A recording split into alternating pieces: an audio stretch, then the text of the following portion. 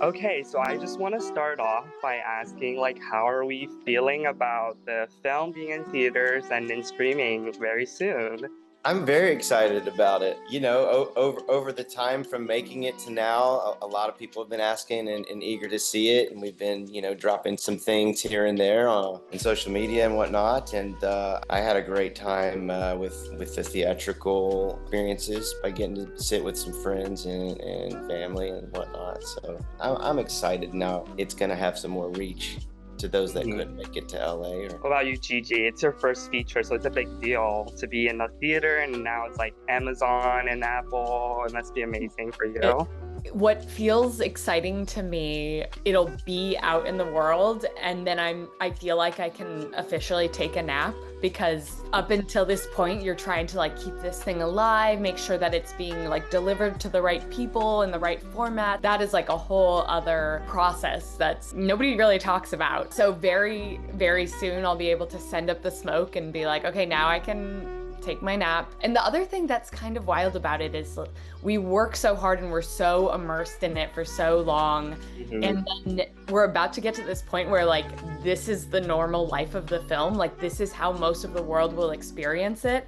There's something very special about being in theaters, seeing it with an audience and feeling the reactions in the moment, but it's about to hit its final form. It's wild. It's wild. As a filmmaker, I can totally relate to having your baby, kind of being sent out to the world to see. And that, yeah, it's very euphoric. I want to dive into the characters. Madison and Travis, you guys played this couple, Teresa and Drew, who's kind of on their honeymoon and kind of perfect on the surface, but really has a lot of underlying problems that they're not willing to face. And I actually want to start with you, Travis. So your character Drew is this kind of very amazing, almost ideal modern male partner role, but also he has his own complexity. And I just wanted to ask, how do you place yourself within the character and explore his dynamic and complexity? Giving into the circumstances just leads to this sort of natural way of really wanting something, really wanting it to work, really putting my shoulder behind the love and all. And when it's not taken or received in the way that would feel wonderful, you can't help but feel hurt and confused. And I just tried to keep him very simple, but he definitely has a heart and he wants more, Yeah. without giving away. There's little hints in there of maybe a former life that he had with things that made him happy, that he liked, and now he's working in a different, similar, far adjacent type of work. I can identify with the feelings of not getting what you want or what you thought your life was going to be like, but also, being an actor, that's a lot of that. You want every job, and you really hope you get every job that you think you thought you nailed, and you did this and all this. And yeah, I just fell in love with the cast and with the whole experience, so that on screen, when things happen that hurt, it just hurts more and in an authentic way. And for Madison, Teresa is such an interesting character. She is so unlikable in a way and unreliable. She kind of embraces this. What I find most interesting about her is that she kind of embraced this coded, subtle way of communication that is sort of quote unquote infamous for a lot of men. They're oh, you're not telling me what it is, but she embraces that and she make it her power in some way. So I just wanted to know if you how do you identify and embody this trait and the rest of her personality? I do think there are some what is quantified as traditionally male character traits that Teresa embodies. I've been surrounded and have surrounded myself with a lot of powerful women. I'm drawn to women who take up a lot of space. I'm drawn to women who are loud and have big personalities, and also just are really intelligent. And I do think Teresa always has a lot going on up here, regardless of whether that's always coming from a healthy place or not. I think that there is a lot of calculating and strategizing that she's doing. I think there's been a lot of those female influences in my life. I think there is sort of a cool, bold power that's behind her. I'm honestly not always like that in my life. Sometimes I wish I were more like that. I think that's why I surround myself with such kind of strong women. And then sometimes I surprise myself and I am like that. But I also think that Teresa almost felt like sort of a confessional character for me. It was sort of like, these are the darkest parts of myself that come up in relationships that I don't feel happy in. And these are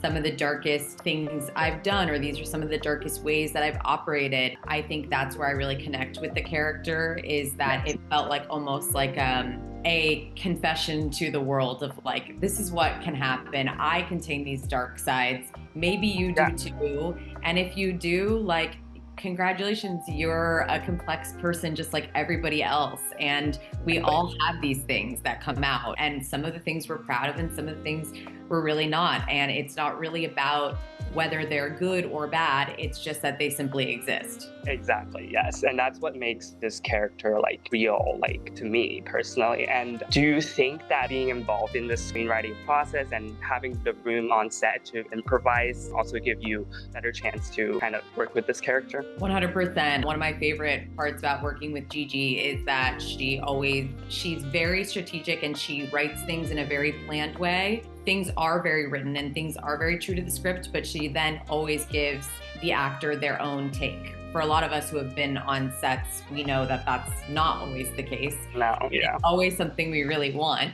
What's great is that she both has a really controlled vision of what she wants her final product to be, and that is something she's sculpting in the writing process on set and in post-production. But then she's also really open to the collaborative nature of, if I give my actor their own take, what can they bring on their own? And then usually it finds its way into the edit, which is really cool.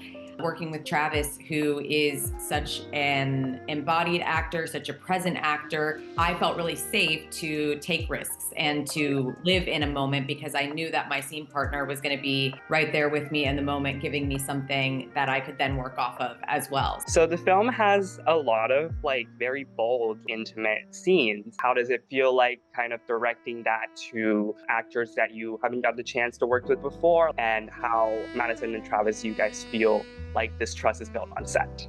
I see my job as a director to keep us moving in a direction that makes the tone consistent and is consistent with my vision. But like, I see myself creating a playing field where I'm like, that's out of bounds, but like the honesty and the performance and the trust goes in both directions, where I have to trust that actors who are, bringing so much to these characters and embodying them and intuiting them and probably understanding them at a level that is so personal because they are so deeply involved with the character that they're representing. That brings a whole other dimension to the experience. As long as I'm keeping us on the same playing field, I believe 90% of the job of a director is to make sure that the performers, the actors, and the chemistry is there. And that was such a fun part of this experience because we had a very limited window to cast Travis. I think we cast Travis a week and a half before I was leaving for Panama. Very quickly, I had to ramp up with working with Travis. I had some time to hang out with Arta when we were casting. When it came to creating a safe environment, and I do think, it was a micro-budget film, but we tried to follow the standards and practices of a union set. We didn't have an intimacy coordinator, but we did go through some intimacy coordination exercises, including practicing saying no, practicing asking for permission. There is so much just inherent trust that you have to have with each other that's really scary at times. At the end of the day, I knew that all the actors were incredibly talented and committed to the project. So I could sleep at night knowing that they had chemistry, that they were brilliant, and that they understood these characters, or at least where they needed to be to get the performance. I think it's interesting how much you learn also about a character, even just watching the movie with an audience. So it's been this iterative process throughout, and And Madison, Travis, you guys want to add your experience acting in these more intimate and vulnerable scenes? I will say, shout out to Chapman in college. fear was always sex scenes. I was just okay. I was just a little scared little gal entering the acting space, and that was like my big thing. I was terrified. Very ironic that the first project Gigi and I really collaborated on was just entirely a sex scene. Short film, yes, Daddy. And I think that there is a really fun like full circle moment of like now in my adulthood, I do feel really free with that kind of thing. Really, in the sense that I think Gigi and I align artistically in that the way that we think sex is interesting is through a really realistic and almost humorous lens where we're not taking it super seriously, because I think sex is full of lots of dimensions and there's lots of elements to it. In terms of specifically working with Travis, again, I just have to give a compliment to Travis. He's just an incredibly present person on set. And I think one of the first things that I really connected with Travis about, and again, he added last minute, so I wasn't sure like who I was dealing with, but he was incredibly committed as a professional and was really down to just work really hard. And while we were there, be in the story and be in these characters. We were doing Meisner for fun in my bedroom at night, just to kind of stay in it. And in between takes was always very focused and still in the world, and just incredibly present. And I'm just learning now that I'm getting to be on more sets, like how much energy it takes as an actor to like stay in it and keep that level of focus. And I think the fact that Travis and I aligned so much on that immediately, we both want to make like a really good movie, was so exciting. Like one of the most exciting discoveries initially being there and being like, oh, my scene partner is like really present and really committed. And that just made me feel safe to then do these intimate scenes with him and know that it's coming from this place of us just really wanting to bring like a real relationship onto screen. All of the scenes felt like authentic and real. Yeah, the dynamics were for sure there.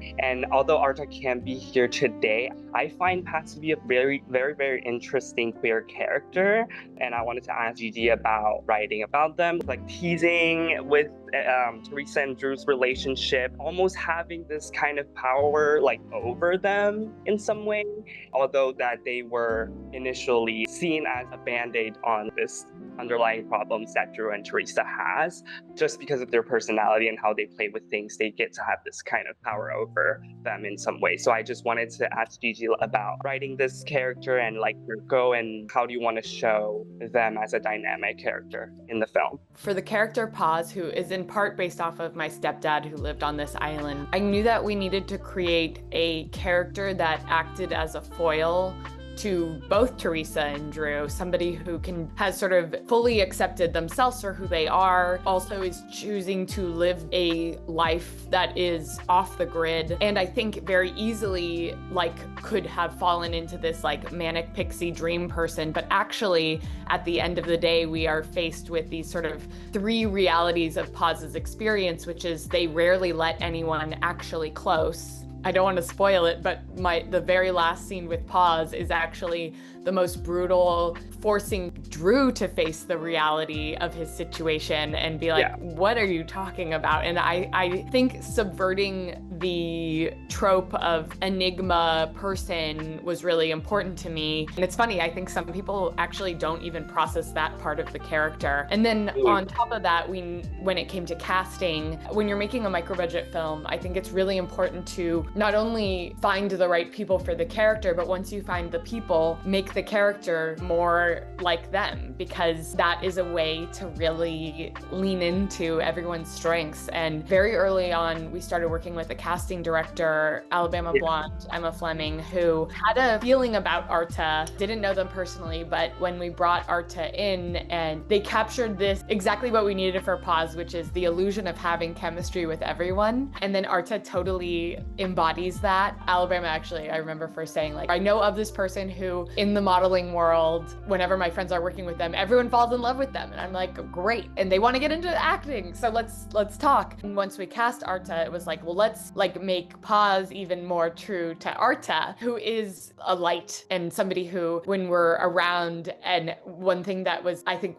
the best thing to come out of this movie was the friendship between Travis, Madison, and Arta, which like that chemistry that you see in the movie is just life. It's real life, and they have channeled it into these characters. But yeah, I think for me, the biggest thing about, you know, approaching this film is there were iterations where the character who was the third was a woman, and then it moved into this space where I was like, I actually don't know who they are, and cast openly, so just felt right to move towards Arta. Within this film, I've referred to it as a quietly queer film where, you know, Drew and Teresa are never fretting over the fact that Paz is non-binary. They're just using the correct pronouns. And there was an improvised scene of Teresa and Paz walking in the jungle, and I'm so glad we got it, because I think that's one of the like core pillars of the film, where Teresa says, "Why'd you choose the name Paz?" And Paz says, "It means peace." And then Teresa says, "So I can just change my name?" And then Paz says, "Yeah, you can.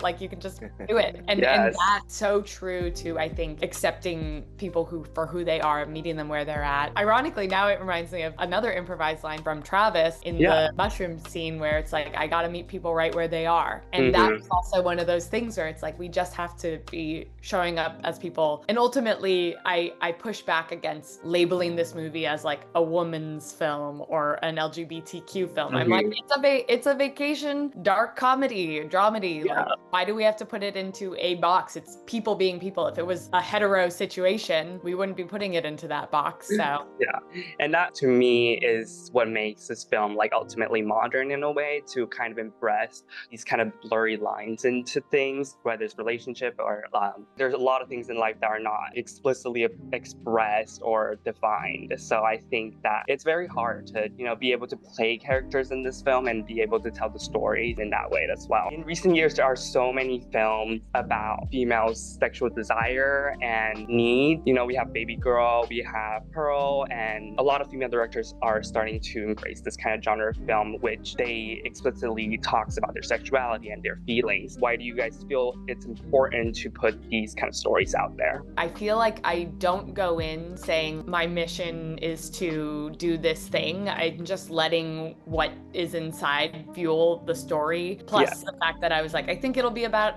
you know, this honeymoon, and I know we're doing it in Bocas, and I know Madison's going to be the lead. The story then fueled itself, and I think it's probably because we're at a time where there is a lot of turmoil around sexuality and gender roles, and so it just feels like it just came out. Yeah, perhaps it's just like this organic response, like holding a mirror to what is going on, to nature and where we are. I mean, truly, because, you know, you just start to see films that are like really relevant, and some of them don't feel like it's intentionally trying to be relevant, you know, in the subtlest of ways. So view the film to be like a somewhat millennial film, and I say that in a complimentary way. I kind of view our generation as the one of self-reflection. Like we were given therapy tools, and we were given the internet in a new capacity. And then I also think we're seeing it in the younger generation too with TikTok, and we're starting to get like labels for all these different personality traits. And I think the characters reflect like both are, as creators, self-reflection being reflected through the characters, but then also kind of a pseudo self-reflection coming from a lot of them. Paz has their rock, and Teresa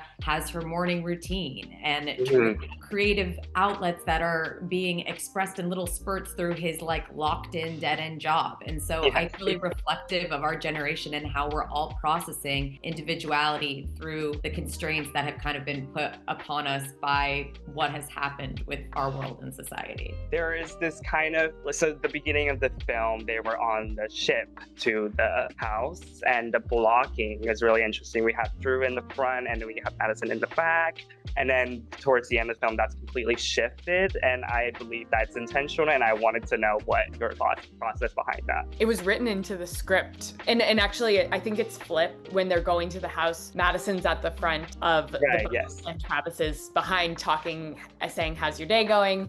And something about riding these speedboats in Bocas, which they're pretty pretty basic with a huge motor on it. And if you're sitting at the front of the boat, you are exposed and vulnerable and bouncing up and down and the wind's hitting your face and you're getting splashed. And originally I wanted the whole opening credits sequence to be her on the boat sitting, bouncing, like, you know, wind hitting her, bugs hitting her. Yeah. There's something that's very vulnerable and exposed about being in that seat and choosing to sit away from your husband. And then when we flip that at the very end, there is a change in the relationship where everything that Drew believed about their relationship is not, his world is rocked. Suddenly he is split open and vulnerable and raw. And she is in this position where it's like there's two roads that they can go down. One where he accepts her for who he is and then they work on the relationship. And the other is the exact opposite. And she is in limbo and then falls into, ironically,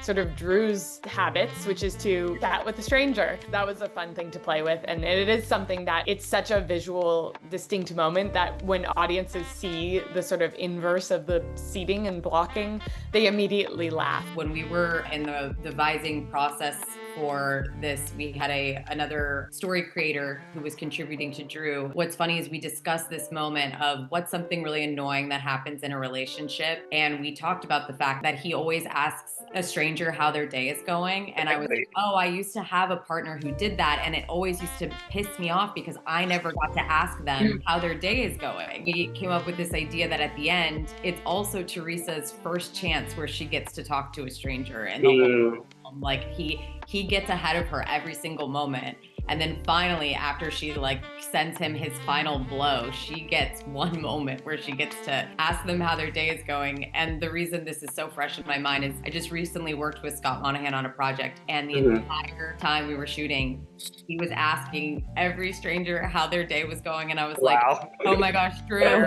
Yeah, something about Drew that I noticed at the beginning as well is that he keeps telling the stranger the same story about the plane, you know, like whenever they're around. And I just think it is such a unique thing to add. And it kind of, after you've explained what that represents, it really makes the character distinct in that way. My final question is what our next step is going to be. I know that you just presented at Gotham for your next project, and I believe it's the same cast, if I'm not wrong about that. And I just wanted to know, can you share about the project and what is different and how do you feel about moving on with this? There's a project that I wrote before I Really Love My Husband called In Bed With Me that I just pitched at the Gotham Project Market. That would be something that would need to be like financed and resourced in a way that is not micro budget. So I'm dating producers right now, but I do think I loved the process of developing this script. Madison and I have been talking about doing another actor development process that we can make, because the red carpet is not being like rolled out before us. We have to keep fighting to make things. We've got another micro budget brewing, and that's one that I feel the most energized about, because it's just interesting how so easily a project can become deflated if you're passing off the control to how this industry operates. Yes, I believe I will be working within the industry, but I also think we need to constantly be giving ourselves permission, creating opportunities. And I look at projects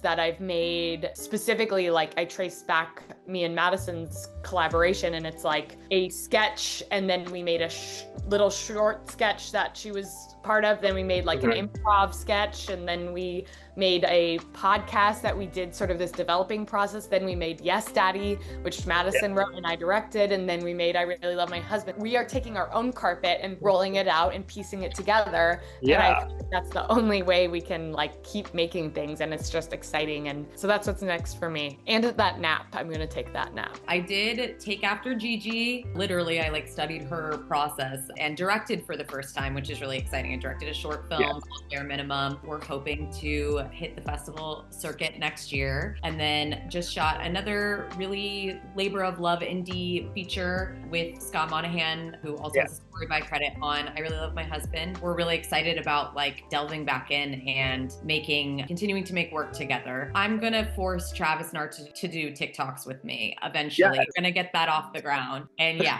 Travis, take it away.